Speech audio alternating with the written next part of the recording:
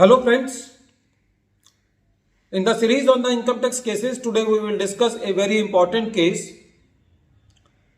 The name of the case is Dilip Vijay Kumar Koteja versus Deputy Commissioner of Income Tax.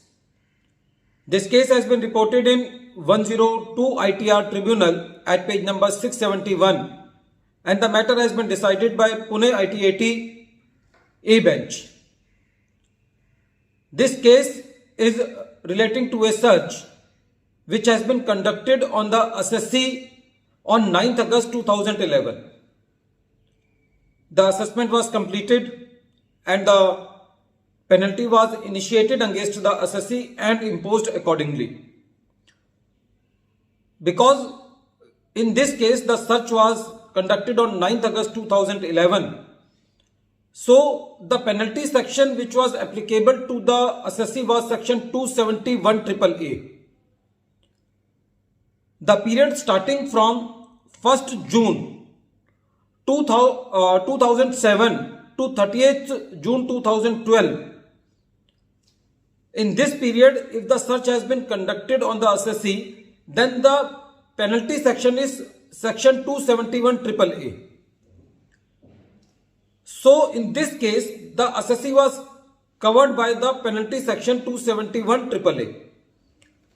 When the notice for initiating the penalty was issued to the assessee, in that notice, that is a notice under section 274 read with section 271 subsection 1 clause C, the section was mentioned by the assessing officer as section 271 subsection 1 clause C and not section 271 AAA, meaning thereby that in spite of initiating the penalty under section 271 AAA, the assessing officer initiated the penalty under section 271 subsection 1 clause C and that too without striking of the irrelevant limb of section 271 subsection 1 clause C. There are two limbs of section 271 subsection 1 clause C. One is furnishing of inaccurate particulars and the second is concealment of income.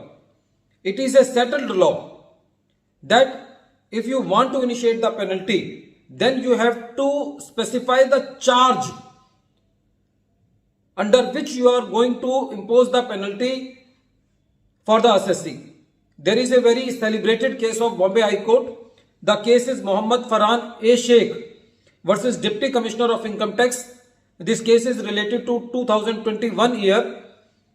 In this case, the court held that if the inappropriate portion for imposing the penalty has not been strike off or the appropriate portion has not been ticked, then in that case, the notice for issuing the penalty will be invalid. The same view has been taken by the Bombay High Court in the case of Principal CIT versus Golden Peace Hotels and Resorts, in which the department has also gone into the SLP and the SLP has also been dismissed by the Supreme Court. So in this case, the ITAT said that the assessing officer has mentioned section 271 subsection 1 clause C and that too without mentioning the correct limb in spite of section 271 AAA. So the penalty notice is invalid and the penalty order cannot stand on a notice which is not valid in the eyes of the law.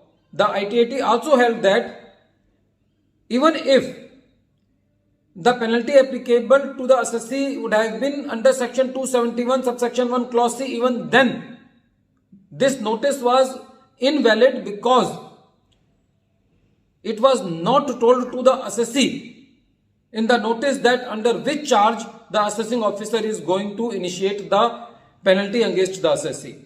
So friends, from this case, it also comes out that we have to see that whatever the notice has been sent to us, whether that notice tells us the appropriate charge against us for which the department is going to initiate and impose the penalty. If the charge is not clear, then the notice will not be valid in the eyes of the law.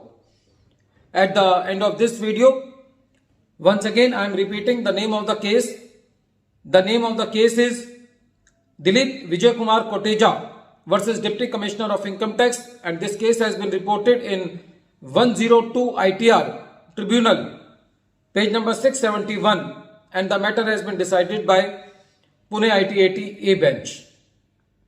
Thank you, friends.